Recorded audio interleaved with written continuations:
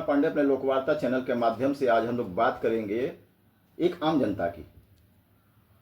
सोचिए, सुबह सुबह जब आपकी नींद खुलती है तो सबसे पहला ख्याल क्या आता है?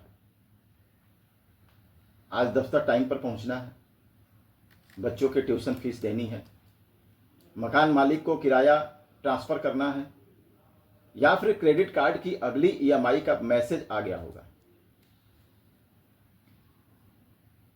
हम सुबह उठकर एक ही दौड़ में दौड़ रहे हैं, लेकिन क्या कभी आपने शांत मन से बैठकर सोचा है कि इस भाग दौड़ या का नतीजा क्या निकल रहा है? आज हम एक ऐसी अजीब दुनिया में जी रहे हैं जहां हमारे हाथ में 80,000 का चमचमाता 5G फोन है। हम मॉल से ब्रांडेड कपड़े खरीद रहे हैं, हर वीकेंड पर अच्छी गाड़ियों में बाहर खाना खाने जा रहे हैं। पहली नजर में देखने वाला कहेगा कि वाह, भारत का आम आदमी तो बहुत अमीर और खुशहाल हो गया।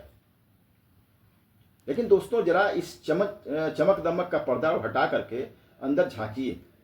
हकीकत यह है कि इस दिखावे की अमीरी के पीछे एक खोखलापन छुपा हुआ है।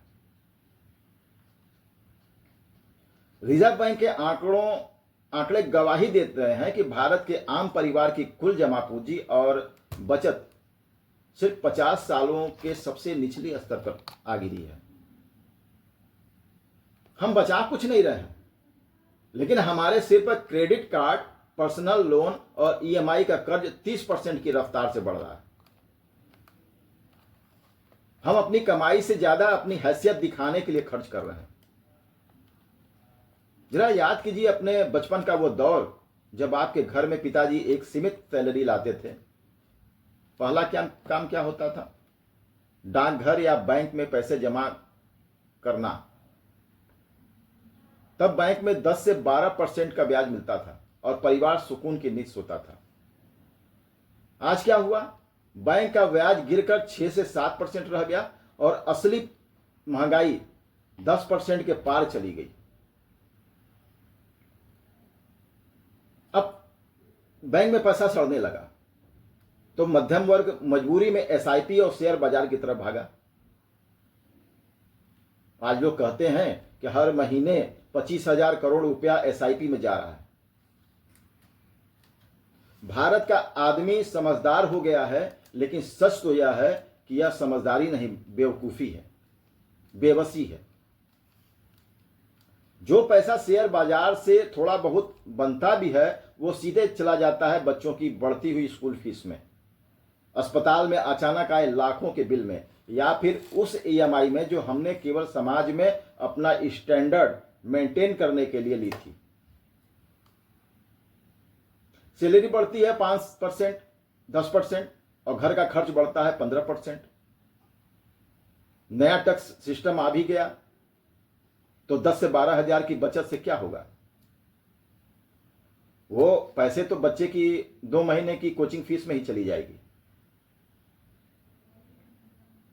लेकिन सवाल यह है कि क्या इस चक्रव्यूह का कोई समाधान है? क्या आम आदमी यूं ही जिंदगी भर कर्ज के दलदल में पिसता रहेगा और सरकारें सिर्फ 5 साल में एक बार चुनाव के वक्त 2,000 रुपए की रेवड़ियां बांट करके अपनी जिम्मेदारी से मुक्त हो जाएंगी? बिल्कुल नहीं। आज जरूरत एक ऐसी दूरदर्शी सोच की है जो न सिर्फ आम आदमी को जीना सिखाए, बल्कि सरकार को भी दिखाए कि असली शासन किसे करते हैं। अगर हम आम नागरिक के तौर पर अपनी जिंदगी को संभालना चाहते हैं तो सबसे पहले हमें स्टेटस टैग से बाहर निकलना होगा।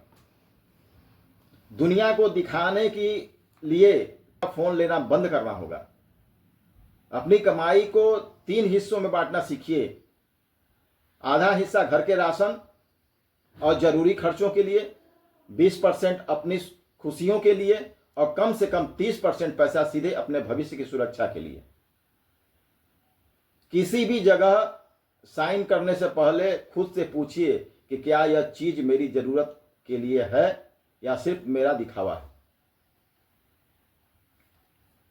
और बात सिर्फ जनता की नहीं है। सबसे बड़ा बदलाव सरकार को करना होगा कि दुनिया के बड़े और विकसित देश क्या करते हैं।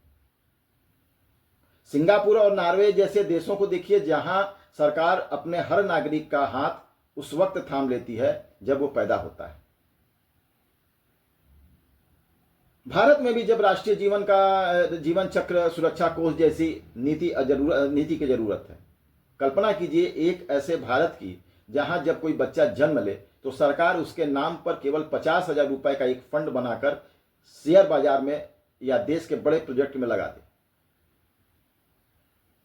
जब तक वो बच्चा 18 साल का हो, कंपाउंडिंग की ताकत से वो पैसा 4 लाख रुपए बन चुका होगा। फिर 18 से 25 साल की उम्र में जब युवा कॉलेज में होता है, नौकरी की तलाश कर रहा होता है या अपना छोटा मोटा काम शुरू करना चाहता है, उसे किसी के आगे हाथ फैलाना न पड़े। उसी फंड से उसे हर महीने एक सम्मानजनक पॉकेट मनी और पढ़ाई का खर्च मिले। और जब वही युवा 25 साल की उम्र में नौकरी करने लगे तो वो अपनी कमाई का थोड़ा सा हिस्सा उस फंड में डाले और थोड़ा हिस्सा सरकार मिलाए। सोचिए,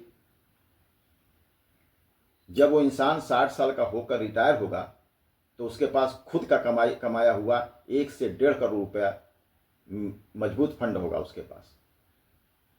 उसे न किसी पुरानी या नई पेंशन योजना के लिए सड़कों पर आंदोलन करना पड़ेगा और न ही बुढ़ापे में किसी बीमारी का इलाज कराने के लिए बच्चों के आगे गिड़गिड़ाना पड़ेगा।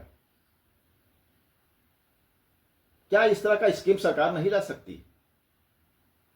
ये रेवड़ियां बांटने का काम सरकार बंद क्यों नहीं करती? क्योंकि कोई भी चीज फ्री का नहीं मिलता और जो फ्री का मिलता है उसका सम्मान नहीं होता, उसकी इज्जत, उसकी कद्र नहीं होती। सरकार हर चीज का अगर देती है तो उसका कद्र भी सिखाए सरकार जनता को। यह कोई सपना नहीं है, यह एक ऐसा रास्ता है जिससे देश का खजाना भी मजबूत होगा, क्योंकि करोड़ों लोगों का यह पैसा 30 से 40 सालों के लिए देश के हाईवे, पुल और नई तकनीकों को बनाने में लगेगा। सरकार को बार बार कर्ज माफी या चुनावी भत्ते देने के लिए भीख नहीं मांगनी पड़ेगी और देश का हर परिवार सम्मान से जी सकेगा। अगर भारत को सच में विश्व गुरु बनाना है तो केवल बड़ी बड़ी गाड़ियों और गगनचुंबी इमारतों से काम नहीं चलेगा। देश तब मजबूत रहेगा जब इस देश का मध्यम वर्ग, यहाँ का आम आदमी चैन की सांस ले सकेगा और अपने बच्चों का भविष्य देखकर मुस्कुरा सकेगा। विचार करिएगा, इस पर सोचिएगा और सरकार भी गौर करे। तब तक के लिए मेरा वीडियो देखने के लिए धन्यवाद। इसे लाइक करें, शेयर करें, कमेंट्स करें। जय हिंद, जय भारत, वंदे मातरम।